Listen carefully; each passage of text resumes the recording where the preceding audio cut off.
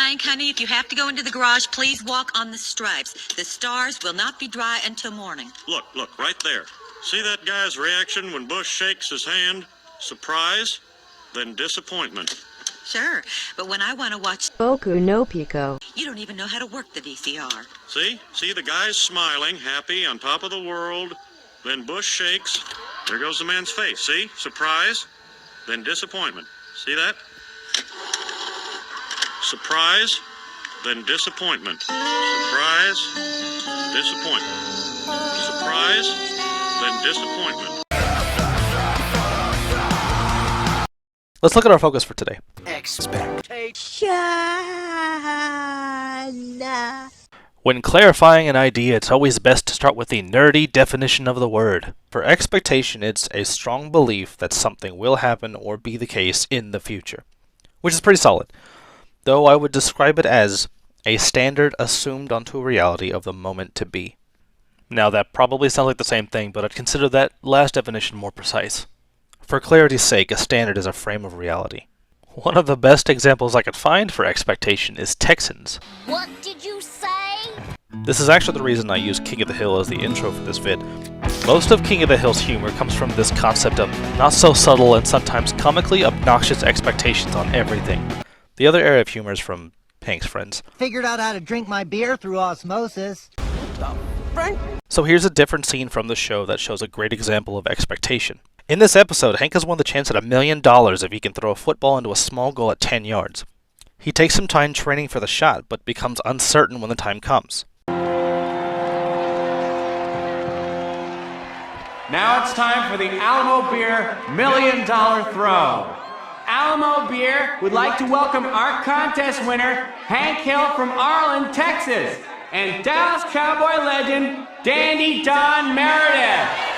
Yeah, Dad. What's it gonna be, Hank? Are you gonna go for the million, or are you gonna let Dandy Don try for $100,000?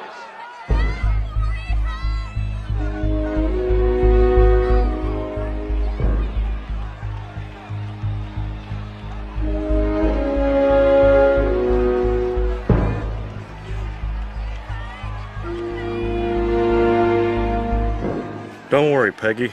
Our boy's going to college. I'm gonna take the sure thing. I'll choose you! Aren't you gonna take off your jacket?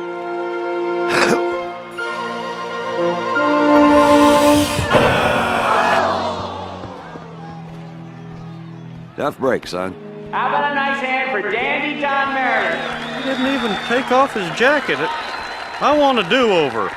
I could have made that throw. Hey, where are you going? You owe my son a college education. Hey, you, get back here!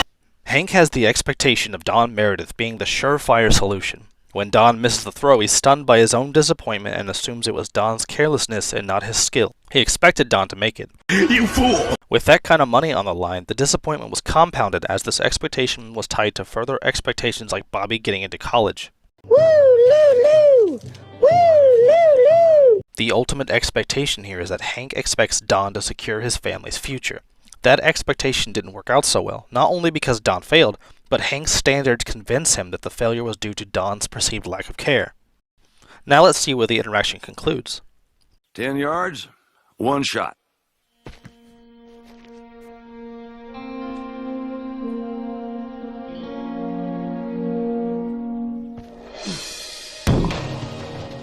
Congratulations, son. You feel better? No, it's not the same. There's no fans in the stands. There's no pressure, and I didn't win $1 million. Let me tell you something, Hank. What happened yesterday is gone. Maybe you would have made that throw, but you picked me. Yeah, I picked you, but I thought at least you would have taken off your jacket. Hank, I practiced that throw all week at home. I even made a 10-foot tall replica of the Alamo beer can. It gets cold in New Mexico this time of the year, so I wore my coat. I wasn't going to change that yesterday. I didn't want to screw up my throwing motion. Huh. Well, had I known that, I probably wouldn't have tackled you. Damned if I didn't want to come through for you. I'm sorry I let you down, but you'll be a lot happier if you let this one go, Hank. I'll never have a chance like this again. Nope, you won't. You know, there's something I wanted as much as you wanted that $1 million. Don, you have everything. You were a cowboy during the Landry years.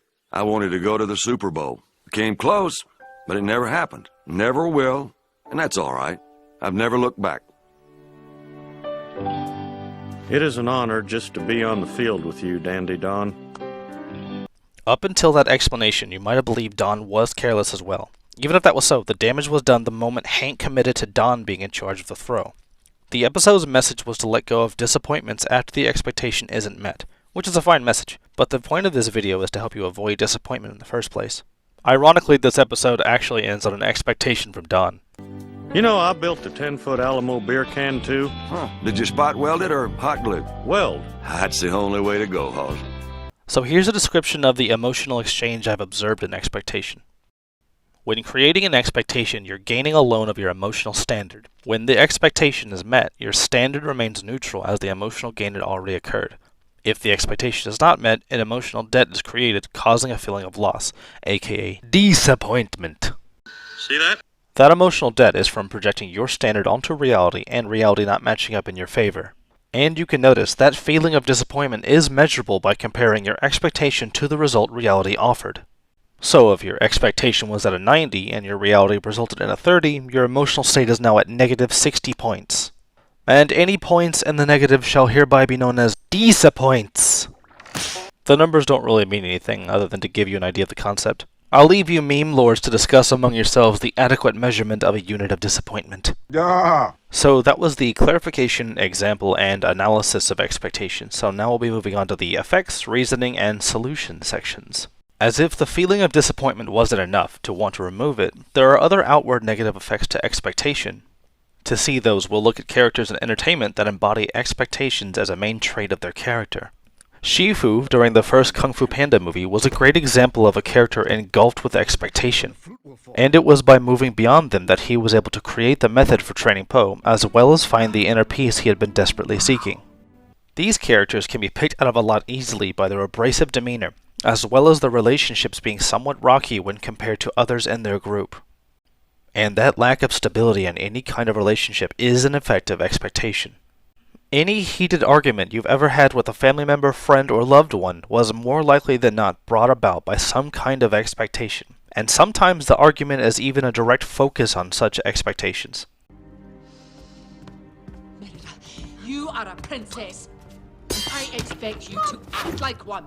And when an expectation like that is placed on you, you can already feel how you're going to respond.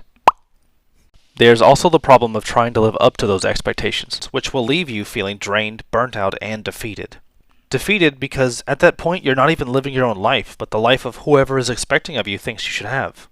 Humans do not like having expectations placed on them. And through several hours of staring at the ceiling, I've come to the reason why. The explanation starts with this question. Is it my place to hold an expectation over you? If you answered no, you are correct. And if you answered yes, then I expect you to give me $5. Cough it up. As humans, we both stand on equal footing when it comes to how we choose to cultivate ourselves. With that in mind, no person has the place to hang an expectation over someone else. I'd argue that subconsciously we are all aware of this, and that's why we naturally resist against them. Hopefully your expectations on my mic quality are well managed, because if you're disappointed, well, you know whose fault that is, don't you? Honestly, I figured a $100 headset would work well enough, but apparently the only thing this thing strapped on my head is good for is creating feedback while I yell at my teammates on Apex. Mozambique here. Bruce Lee left us with some of his observations that are similar to my own. To quote him, "I'm not in this world to live up to your expectations, and you're not in this world to live up to mine." See that? Lastly, in this subject, there's the effect of holding expectations on yourself. Now, at a glance, you may think there's no harm in that, until you realize that it's a character like BoJack Horseman that shows you exactly what it's like to operate on self-expectation. Though it would be beneficial to mention that he's also drowned in nihilism and an extensive lack of willpower. So why do we do it? Why do we choose this particular strategy for interaction? For that answer, we look towards any benefit it can offer. And the short answer is comfort. Comfort achieved by relinquishing the burden of responsibility somewhere else. Let's check out the clip from earlier again with our old buddy Hank. The obvious perception here is that Hank swallowed his pride and gave up the glory of the throw for comfort of having a better variable for success, albeit for a lesser reward. However, I'd argue here that Hank was just as much passing on the potential burden of failure. Regardless of either expectation he did create. The expectation in general stems from a place of fear. I'm gonna take the sure thing. The fear of judgment that comes with failure. Laziness. It's the lioness's job to do the hunting. Indolence towards responsibility. And arrogance. This is the day your dreams come true. What do you know about my dreams, Gaston? Plenty. Belief that my standard is correct or superior to yours. With that in mind, expectations don't come from the best parts of ourselves. And acknowledging that means that when we do hold expectations, we are allowing ourselves, by our own standards, to become the kind of person described by these traits. I'm confident none of you want to be that kind of person, and by moving beyond expectation, you can make a huge step toward avoiding being so. So, now we can move on to what we can do about this word that's been said 36 times already.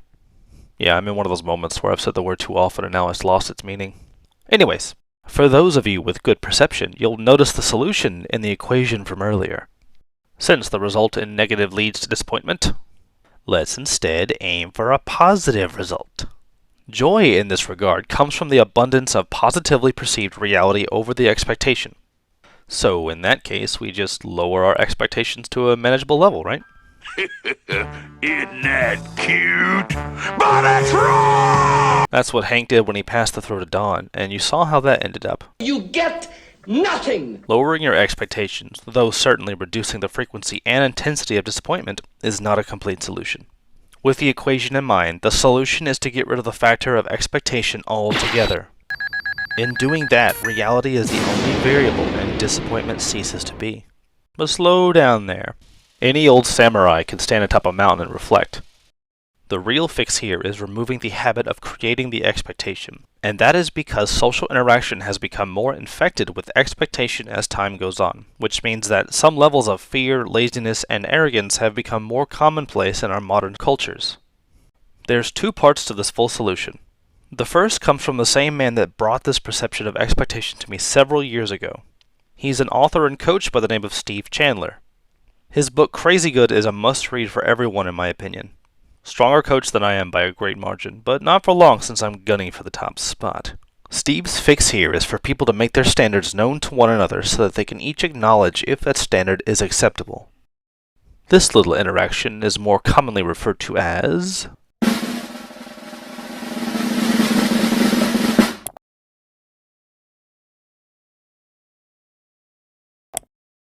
agreement. See that? Now that sounds mundane at first until you dig further as to why that's the solution. To dig into that, you'll need to know a little bit about strength. You see, measuring strength is all about presence. The strength of something is determined by how present that something is. An agreement requires all parties involved to make their standards present in order to be accepted. My ultimate observation of expectation is that it's a weakness. But by instead letting our standards be vulnerable through agreements makes us present with each other, and that's what it means to be a strong person. That's actually why the stoic demeanor is seen as a symbol of strength, as it's someone that is so strong emotionally that they are in control of their impulsive reactions to their environment, even when afraid on the inside. The second method for a full solution is to, instead of expecting, prepare for likely outcomes. This is of course known as Anticipation. To expect an outcome is to commit and prepare for that outcome, but to anticipate allows room for multiple scenarios, and gives you the freedom to respond how you would like to regardless of what happens. This method is also one that requires you to be present, since you must accept how reality may be whether you like it or not, and plan accordingly. And one of the great things about this method is that it teaches you how to handle situations you don't see coming, or that can end up being quite stressful, which in turn makes you a stronger, more capable human. But wait! There's more! Despite the episode being labeled as such, the larger goal for you in this episode is not just about avoiding disappointment, which if it was, wouldn't work anyways because I'd be giving you a solution without presence to solve a problem without presence. What it's really about is how awesome your life will be when disappointment's not part of it. Just close your eyes and imagine what things would be like when you didn't expect of your family, your SO, work, school, friends, the government, or the toilet paper situation. I just want one pack. No, not one pack. There's a freedom to letting go of how you think life is supposed to be, and instead working towards what you want it to be. It's a freedom I live with daily now, and it's a freedom that's available for anyone that wants to reach out and take it. I could go on forever on the subject, mostly because there's plenty still left to unpack, but I think it's best to wrap it up here before I get carried away. And I'll just have to unpack those things in later episodes. In conclusion, disappointment is a result of expectation. We create expectations to seek comfort and avoid responsibility. The use of expectation can cause unstable relationships. And instead of expectation, we can create agreements to better interact with people, and we can anticipate to better interact with our world. Now, 2 things before I exit stage left. First is to apologize for removing the bliss of ignorance. Once you become adept at recognizing an underlying expectation, you're going to see them everywhere. So much filth. And secondly, because you'll see them everywhere, it's best to note where the focus of this series lies. This isn't the kind of info you use to go around and point out other people's flaws.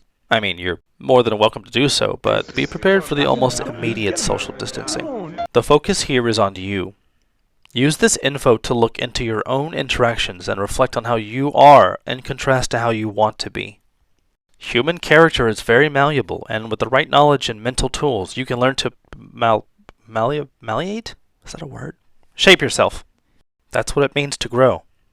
Taking on the adventure of self-growth is the most rewarding action you can take, and the results are exponential. If you ever find yourself wanting to start in that direction, or for help continuing, watching these vids will definitely benefit.